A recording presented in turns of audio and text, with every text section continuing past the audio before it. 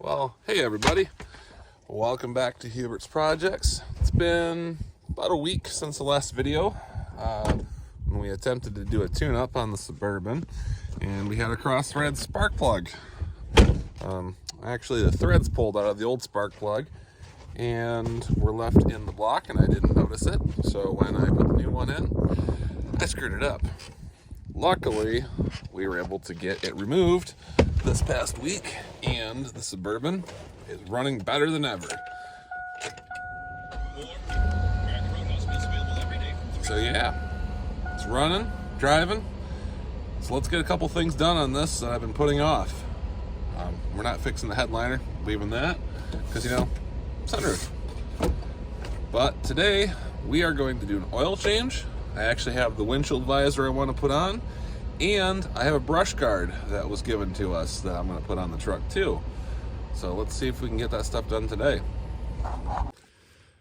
Well, I got the Suburban snuck into the lean-to here behind the house so we can be out of the cold as best as we can. It's sunny outside, but still doesn't feel very good, so I want to be inside. I actually got the spark plug we took out. Look at that. Focus, camera. Yeah, you can see the threads that pulled out of the old spark plug that are now on this one. Luckily, it was a pretty simple process of just grabbing a cap that matched the 14mm threads, putting some grease on it, cleaning it off, and sucking the cylinder out just to make sure we didn't get any metal shavings in there afterwards. But, like I said, truck's running better than ever. Actually, those plugs that came out were about double the gap that we needed. And it's good to go now. Haul some more projects. So yeah, first order of business, we're gonna get the window visor on. Normally when people put these on, they use self-tapping screws and they silicone them down. Silicone actually is a bad idea because it's acidic by nature. Will eat through your paint down to bare metal and rust it out. This paint is cherry. I don't want to ruin it, so we're going to urethane it down. I'm going to grab, I got some urethane here at the house. I'm going to warm it up a little bit just so it pumps out of the gun easier. And as I do that, I'm going to put the visor up on the roof, just make sure fitment is good. Kind of show you guys where I'll be putting it there, and we'll sink some self-tapper screws in there, just get our pilot holes started. And I got some big bolts from the hardware store to bolt that in there. And we're not going to go easy on the urethane. We're going to put quite a bit in there, just because I don't want it leaking, getting on the interior and things like that. Now remember, when you're doing stuff with electrical, especially when you're plugging in stuff outside of your house, and you got snow on your roof, it's always smart to use the plug underneath your drain and set it on top of your Cozy Coop collection. Luckily, we don't have any water dripping onto the heater box, and I didn't get electrocuted plugging it in, so we're doing good. I have been electrocuted before. It's not very fun, so I try to avoid that when I can. So I put some new shock absorbers actually on the Suburban. Right before we fixed the spark plug issue. So, yay, priorities. So yeah, we got some signs and the visor back here and some tools. And we got the mounts for the brush guard here too. So I'm gonna put the phone down. We're gonna set the visor up on the roof, and I'll pick you guys up here in a second. All right, so I got the visor sitting on the roof here. Kind of where it's going to be going. I gotta obviously bolt it down, but the holes are where they need to be, or at least, whatnot. So I'm gonna use the Sharpie, go through the hole, mark it on all. So you got 1, 2, 3, 4, 5, 6. 7, 8 don't work because it's got a sunroof. So I just kind of got it sitting here with this toolbox there, and gonna bolt that down. The visor, I've just painted it black real quick just to match the truck a little better. So we'll get those holes marked, take the visor off, drill them real quick. I got a couple drill bits, and Then we'll get that urethane warming up a little bit so it's not frozen and I can at least pump it out of my power cocking gun. And we'll get this visor down and then we can try to get this brush guard on. All right, good news. Visor is mounted. Struggled a little bit, broke my caulk gun. So when I broke my caulk gun, it broke the 2 screws and blew the tube out. So yeah, that was awesome. But we were able to get enough glue out to glue that down. All right, let's get some wheel ramps, drive the truck up, and see if we can't get these tow hooks out so that we can put the brackets in for the brush guard. All right, got it up on the wheel ramps, and now it's high enough I can get underneath it. Nice thing is if it decides to roll off the ramps, I won't die since the ramps are tall enough. Grab a chunk of cardboard or carpet or something to lay on, and we'll see how these wonderful toe hooks come out. Ugh. Let's see here. Well, they're buried behind things, so that's good. That makes life a lot easier. So I'm gonna have to take this bolt out here, this bolt and nut there, and I always thought there was a third one on these things. Nope, not higher up there. Nope, nothing above the frame there. And then we got that guy there, here, and there. And we'll pull that out and see what we find. Under here doesn't look horrible. Well, there's the greased inner and outer tie rods that we did well, it's greased because we were down here because we put those guys in there. Well, after a bunch of struggling, I got one bracket in and the tow hook out.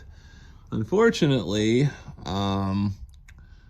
yeah, there's a pain in my butt to get out, and I cannot. I might try to put the tow hook back in there, but I don't think it's recommended to do that because it's going to be in your way for these bolts.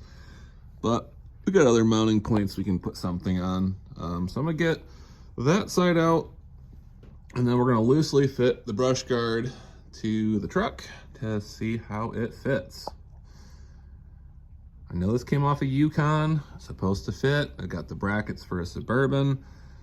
So let's see how this goes.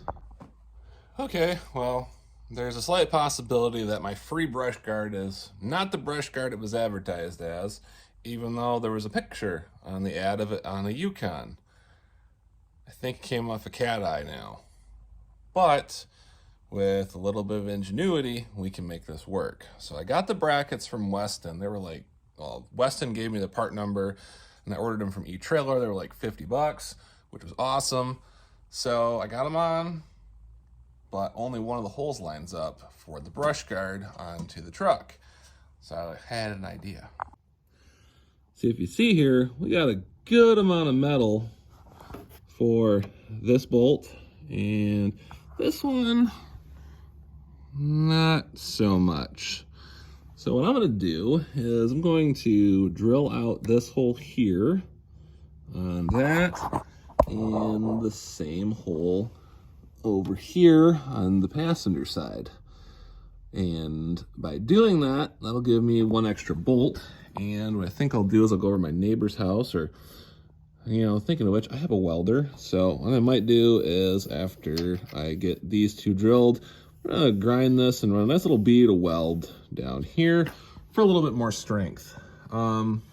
This bar is bent. I've tried to pull it out before, not on a vehicle, but, you know, it doesn't bother me that much. It was free, so can't complain.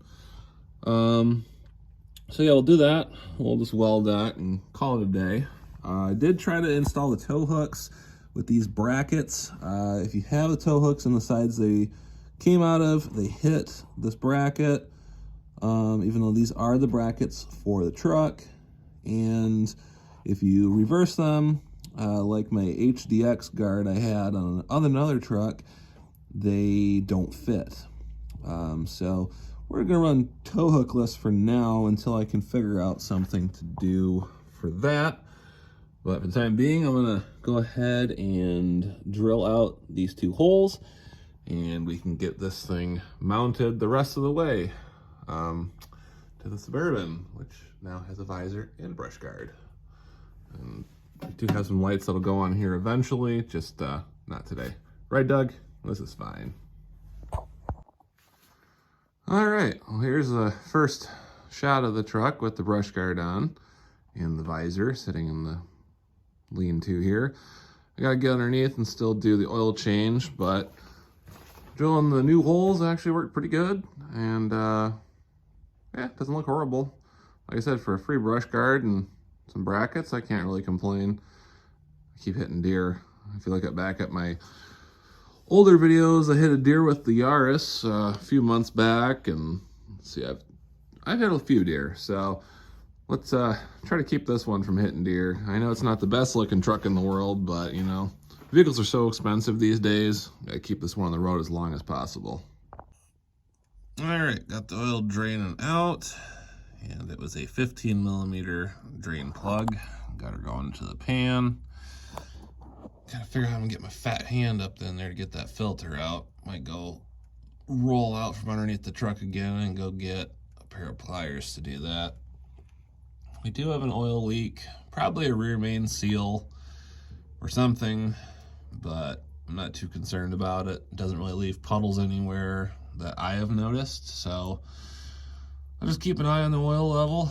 It is dark, but it does have about 5,000 miles on it, and there is no metal shavings on the drain plug, which is great. And yeah, now I gotta get this filter off. We'll swap this out and add oil. While I'm under here, I'm going to figure out how to get these running boards off. I don't really like them. They're kind of nice, but the rockers are just so, you know, or sorry, steps or whatever. Yeah, the rocker panels are so rotted, they're just kind of pulling out anyway, so let's see how those come off. Well, after much fighting with the oil filter this time, not putting brush guard on, because whoever put it on at an oil change place did it way too tight, and a little bit of tinkering, we've got the Pearl, or the Suburban, from the Rice Krispies moving again, not leaking oil, and we got the brush guard on, got the visor on. It's looking pretty good. I was hoping to take the running boards off, but I need a lift so I can get underneath because I'm a little too big to fit underneath it, even with some wheel ramps. So I'll show you what it looks like for right now.